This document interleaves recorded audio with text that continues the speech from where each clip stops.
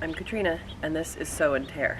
And today I'm talking about how to know what kind of permanent plants you should plant. So, we're talking about plants that you don't have to plant annually. They are called perennial plants. And specifically, I want to talk about fruit trees. So, I'm here with my citrus, and I can grow citrus in planting zone 9B. Not everybody can grow citrus out in the open. You can do it in a heated greenhouse, but you might not be able to if you live in a really snowy area, for example.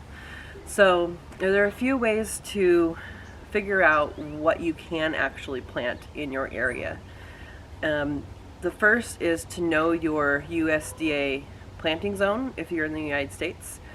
In other countries they may have a similar zone system, I don't know. Mine happens to be planting zone 9B. You can just go online and look up USDA, it's United States Department of Agriculture is what it stands for, USDA planting zone, and then put in your zip code. And it'll come up with a map. Sometimes there's more than one zone in your zip code. And if you're on the border, I would just err on the colder side. So what that gives you is it gives you your average coldest temperature. Planting zone is number one. Number two, and again, you can look this up online, is to look at how many chill hours your area gets. So a chill hour is something that is 45 degrees or colder, and a lot of trees, especially things like cherries need chill hours. A lot of different varieties have different amounts of chill hours that they require. So when choosing varieties of things, it's important to look at those chill hours. So for example, if you only get 300 chill hours and you buy a tree that needs 600 chill hours, then you're not likely to get fruit. You're only going to get fruit in those years that you have, more cold nights. Usually is what it is, if you're in that situation. But basically, chill hours is number of hours below 45 degrees Fahrenheit, and when you do that, something in the tree signals that they can actually fruit. Sometimes when you have seed packets, they'll tell you to put it in the refrigerator for a couple weeks before you plant it. That simulates a chill hour, basically. So there are some annuals that do that as well. Some perennials that you can plant from seed as well. So those two things: one, what is your planting zone? Two, what is your chill hours? And then three, what is your want or ability to protect your trees? So you can grow outside of your USDA zone or your chill hours or your whatever, if you can protect or can adjust the temperature accordingly. So like for citrus, if you have, I used to cover this with Christmas lights when they were young, and I'll put a picture of that in here.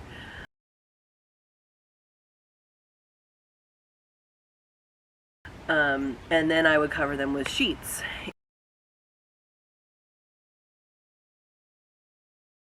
And when you do the sheets, it works. It protects them from the frost. But when you do that, the insects are not able to pollinate. So you have flowers underneath there, and they can't pollinate. So you have to take it off every day, which gets pretty cumbersome. You can do it. Depends on your amount of effort that you want. I did Christmas lights, and those worked really well. At first I thought that I needed, the hot bulbs, and you really don't. You just need no LED, just the little twinkle lights. Worked just fine for these. Now, I'm in zone 9B, so what happens in your zone, they may not be enough. But what that does is it circulates the air just enough so that the frost doesn't land on the plant. So in my zone, things like citrus, things like avocado, they're generally okay once the trunk has gotten to about an inch. I stopped protecting my avocado tree, I think 2 years ago now, and it's flowered but not fruited for me yet, but it's doing well. Just know when you have those plants that you do have to pay attention to the weather, and you do have to figure out some sort of season extension for those. Now, if you have a greenhouse, you can heat that greenhouse and plant whatever you want, right? If you don't have a greenhouse, you can make a greenhouse really easy with some cattle panel and some plastic. And if you want to put starts in there and let them get bigger before you plant them, that's fine. So something else to look for when you are planting, when you're choosing varieties. So let's say you've decided that you want peach trees and cherries. Where you plant those matter. So you need to make sure you look at the variety and see, is this a self-fertile variety? If it is, it should be able to give fruit without any other fruit tree out there. If it does not say that, it may give a variety that would do well with. So like oftentimes cherries have specific other kind of cherries that they will pollinate with, or kiwis, if you have a male and a female, they could be different kinds and they pollinate well. If you have like pistachios, you go through the orchard and you see in the winter or towards winter, and you see every once in a while there's one with green leaves and all the rest have dropped their leaves. That's because it's a different variety, and those varieties pollinate, or it could be, it could be in the case of a variety, or it could be in the case of, do you need a male or a female? So you need to pay attention to what that particular variety needs in order to get fruit. So for example, avocados, they're not male and female plants. They're A type and B type, and I don't recall which is which, but one of the types, the male flowers open in the morning and then close, and the female flowers open in the evening, in the afternoon, and then close. So they never or hardly ever pollinate themselves. And then the other type, the female flowers open in the morning and the male flowers open in the evening. So if you have both varieties, you're going to get more fruit. So that's something specific to avocados. I don't know any other ones that has that kind of a relationship, but so that's something to know about avocados. Something to know about, different kinds. So like kiwis, there are male and female, and there are self-fruitful kiwis out there. I'm not familiar with them. I have a male and a female. They haven't fruited yet, but they are male and female. And then you have like peach trees and stuff, like they are varieties. So almost every tree out there is going to do better with another, with a friend, right? So they can self-pollinate, but they're going to pollinate better if there's pollen from another tree. Another thing you have to think about is distance. So if you do get a buddy for your tree, how far apart is it? It needs to be, if it's wind pollinated like kiwis, it needs to be close enough that the wind will blow into the flower, blow the pollen into the flower. If it is insect pollinated, it needs to be close enough that it is likely that those insects bring pollen from one tree to another. So I would look at your varieties and see what the recommendations are for planting spacing, and then recognize that you can play with that a little bit. If you're keeping, so another thing to think about is how big you want this tree. Okay, so I have a 7,000 square foot city lot, and I have over 40 fruit trees. And you come here and you're like, oh, there's a lot of edible stuff, but no one ever thinks, wow, there's 40 fruit trees here. And the reason is I keep them small. I have them along the edges, I have them along the pond. I keep them small. So I don't have these massive fruit trees, and I don't want massive fruit trees. I want fruit trees that I can generally reach the fruit. So I can generally reach the fruit with my hand, or I do have a pole picker for the taller ones. But I'm not getting up on any ladders to pick fruit. So that's something that I've chosen. It also allows more light through for the rest of the yard when you have shorter trees or smaller trees. So those are things to think about of what do you want out of it, right? So if you want a big fruit tree that will provide shade, that's great. Do it. Make sure you're pruning for that purpose, and make sure that whatever your garden plan is for the rest of the yard, the rest of that space, make sure that you know that those are going to be shaded out. So the first year or two, you can plant strawberries underneath it. Know that that's not always going to be a strawberry patch, because once that gets shaded out, the strawberries won't fruit anymore. So, you know, that type of thing you just have to think about. So another thing to think about is bare root trees. These generally come out in January, and they're available through that part of the winter. And then the ones that don't sell are available until they sell, right? In your local nursery. So in my area, there's a nursery that sells, puts them on sale in October, because they're going to get ready for the ones that come in January. And what happens is these trees are just a year older. They've been taken care of at a nursery, and because they're a year older and they're not fresh trees, they want them gone. So they put them on sale. So you can buy great deals towards the end of the year for trees. Now these came into the nursery as bare roots, but they are no longer bare root. They pot them up in pots, but they've been taken care of at a nursery. So go buy your plants, right? If you are going to do bare root plants, you can buy them at a nursery. You can buy them online, and they'll come to you bare root. You need to make sure that you soak them. If they don't have any soil around them, you need to make sure that you soak them for a while before you plant them. And then if you are wanting low fruit, if you don't want a big tree, at that point, once you put those in the ground, when they don't have any leaves and all that, that's when you cut it low. In the front, I waited and waited and waited. I went out every single day after I cut mine low, and I was afraid I killed them.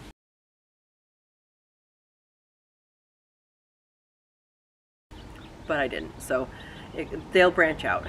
I cut mine to like you know, that tall in the front, and they did fine. So think about your tree shape when you bring those home and plant them, because the winter time is the correct time to prune the bare root and the deciduous trees. So I hope that gives a little bit of direction of how to choose what you're going to plant, where to choose it. There's lots of resources online where you can order plants from. There's local nurseries that you can order plants from. And then I always say play with it a little bit, right? So I'm zone 9B. I can go, you know, you can usually go, you know, at least one on either side. So like I can go down to 8 and 10 for different plants. Play with it, because our weather's changing. That's one thing. Our weather is changing. But if you can protect a plant for a few years, and then it's okay to grow on its own, then it might be worth having. And some plants have been deemed okay or deemed acceptable in your area, or maybe not in your area, but the reason behind that might be missing. So, or it is going to be missing. They don't really tell you, usually. So sometimes something isn't for your growing area because no one's ever tried it, right? No one's ever tried it and reported back to them and it says yes, it works. So I know of someone up in Fremont that grows macadamia nuts. That's not, you know, the accepted USDA planting zone, but it works. So I would say do your research, and if it's close or if you think it might work, it's worth trying. And just know on those plants that if you try and it doesn't work, then that's okay. So you can try some of these things, and sometimes they'll turn out and sometimes it won't. Like I have dragon fruit, they get singed by the frost every year. I had one flower one year. I'm hoping that at some point I can make them strong enough that they will give me fruit, but they do need to not be singed by the frost or burned by the frost.